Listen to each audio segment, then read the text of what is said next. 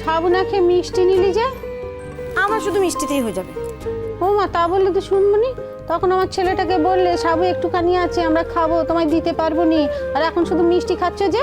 হ্যাঁ, দেবো না তো। তোমার ছেলেকে আমি আমার হাতে মাখা সাবু খেতে দেবো না তো। ও বলুক না, ও সায়নীকে গিয়ে বরং বলুক, ওকে ভালো করে সাবু মাখা বানিয়ে খাইয়ে দেবে। তা নিজে কেন খাচ্ছিস নি? আমি খাচ্ছি না কেন?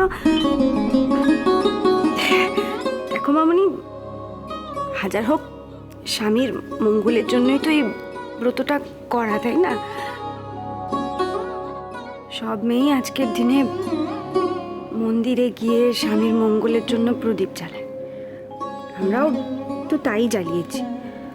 স্বামী যাই করুক, আমি ব্রত করেছি, তার তার প্রসাদ আমার স্বামী আমার কাছে খেতে চাইলো।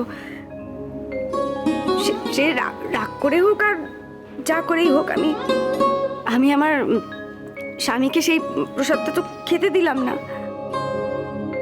তাহলে সেই প্রসাদটা আমি নিজে কি করে খাই মামুনি? যা আমার স্বামী আমার কাছে খেতে চাইলো, আমি তাকে দিতে পারলাম না, সেটা কি করে আমি খাবো বলো? হ্যালো নতুন বউ, তুই এত ভালোবাসিস আমার ছেলেটাকে? ভালোবাসে না ছাই বাসে, সবসময় তুচ্ছ করে, সবসময় আমায় কষ্ট দেয়, ডাঁট দেখায়। সে আবার নাকি আমায় ভালোবাসবে। যাক, তবুও মহারানী আমার আনে মিষ্টি মুখে দিচ্ছেন, এটাই অনেক আমার জন্য। খাও, আমার আনা মিষ্টি খাও কঙ্কাবতী। তোমার হয়তো মনে নেই, কিন্তু আমার মনে আছে। তুমি আমায় একদিন বলেছিলে যে তুমি এই জল ভরা সন্দেশ খেতে খুবই ভালোবাসো। বলেছিলে যে কলেজ থেকে ফেরার সময় তোমার বাবা রোজ তোমার জন্য এই মিষ্টি নিয়ে আসতে। একদিন ভুলে গেলেই তুমি রেগে যেতে তোমার বাবার উপর। তুমি হয়তো সব ভুলে গেছো কঙ্কাবতী,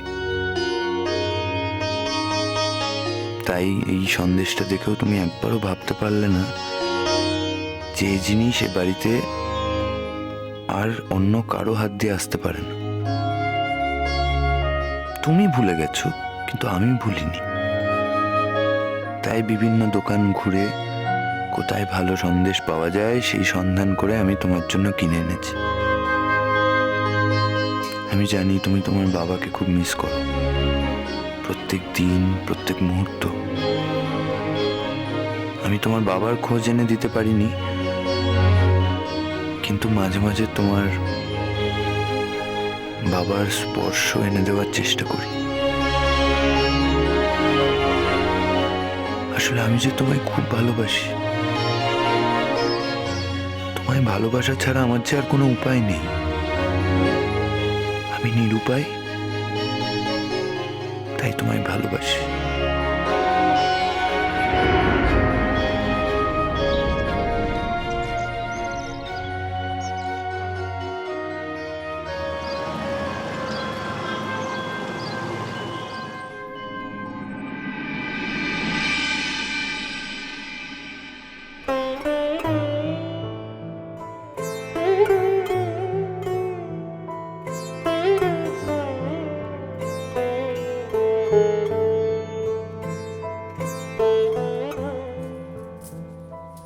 কি হচ্ছে? কি হচ্ছে এগুলো আমার ঘরে? এই যে আপনার আলমারি থেকে আমার জিনিসপত্র খালি করে ফেলা হচ্ছে, যাতে আপনার ভাবি স্ত্রী তার জামা কাপড় এখানে রাখতে পারে। না, আপনারা ওই বিয়ের বেনারসি কিনে আনলেন, তারপরে কত আরো জামা কাপড় কিনে আনলেন বিয়ের জন্য। তা আমার জিনিসপত্র যদি খালি না হয়, তাহলে সে বেচারি তার জামা কাপড় রাখবে কোথায়, তাই না? তার থেকেও বড় কথা, তার স্বামীর এত বড় একটা আলমারি রয়েছে, সে তো তার স্বামীর আলমারিতেই জামা কাপড় রাখবে। তার মানে এখন আমার পড়াশোনা করার সময় আমার ঘরেই সব হবে, তাই তো? যা হচ্ছে সে তো আপনার ভালোর জন্যই হচ্ছে। এই শুনুন, আপনি না দয়া করে আমার ভালো হওয়ার কথা আর বলবেন না। অনেক ভালো ভেবেছেন আমার। হ্যাঁ সেই তো, কোনোদিন তো আপনার কোনো ভালো করতে পারেনি, তাই একেবারে চলেই যাচ্ছে। হ্যাঁ, যাচ্ছেন আর কোথায়? সেই তো আমার মামনির নাকের ডগায় গিয়ে অধিষ্ঠান করবে। যাচ্ছি। সেটা তো আমার ইচ্ছে নয়, আপনার মামুনির ইচ্ছেতে।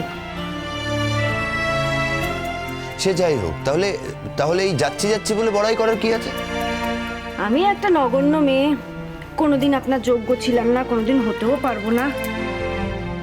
আর আমাদের মতন মেয়েরা তো এই হাজার মানুষের ভিড়ে মিশে যায়, কারোর চোখেও পড়ে না। আমাকে নিয়ে তো আপনার অস্বস্তি হওয়ার কথাও না। এই শুনুন, আমার না কোনো স্বস্তিও নেই, অস্বস্তিও নেই। আমার কোনো কথাই নেই। আমার শুধু একটাই বক্তব্য যে এই আপনার কথা, এই এত কথা আমার খুব অস্বস্তির কারণ। এই কথার পর্ব কবে শেষ হবে, আদৌ শেষ হবে কিনা সেটা আমি জানতে চাই। এই তো হবে, এখনই তো সময় এসে গেছে। সেই জন্যই তো আমার সমস্ত জিনিসপত্র নিয়ে এখান থেকে চলে যাচ্ছি।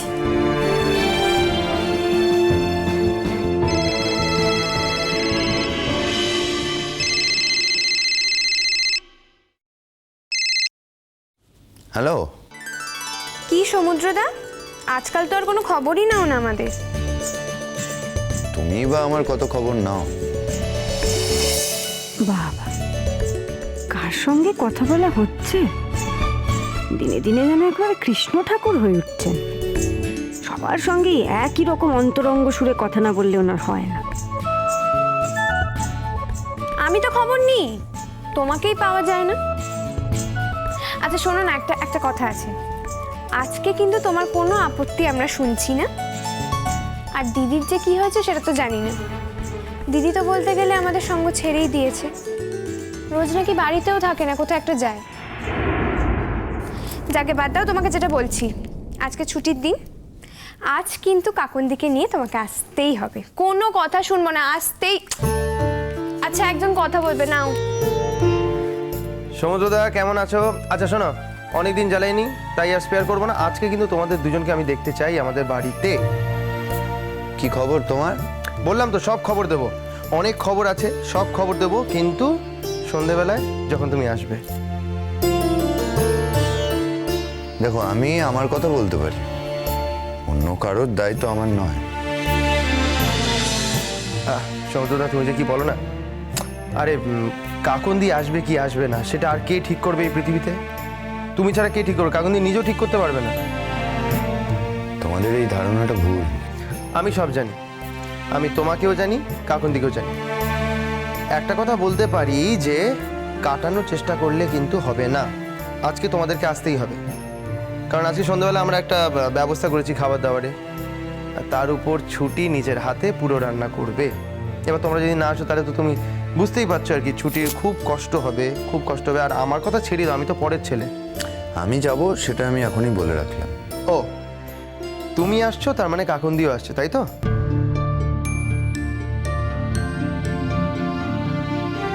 আমি তো বারবার বলছি আমি কারোর দায়িত্ব নিতে পারবো না। প্রয়োজন পড়লে সরাসরি কথা বলে নাও। আমার বোধহয় ঝামেলা হয়েছে। ওখানে কি আছে কাকুন্দি? আচ্ছা। আচ্ছা, তুমি তাহলে কাকুন্দিকে একটু দেবে। আমি আচ্ছা ছুটি একটু কথা বলবো কাকুন্দির সঙ্গে, তারপরে আমি বলবো।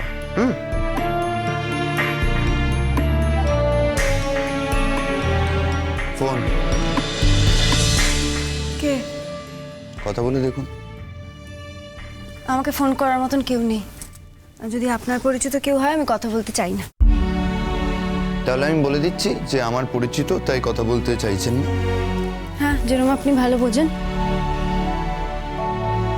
খুব ভালো। এই ছুটি, তোমার দিদি কথা বলতে চাইছে না। ছুটি ফোন করেছে নাকি? কেন, করতে পারে না নাকি?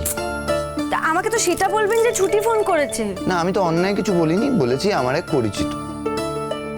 কথা বলুন।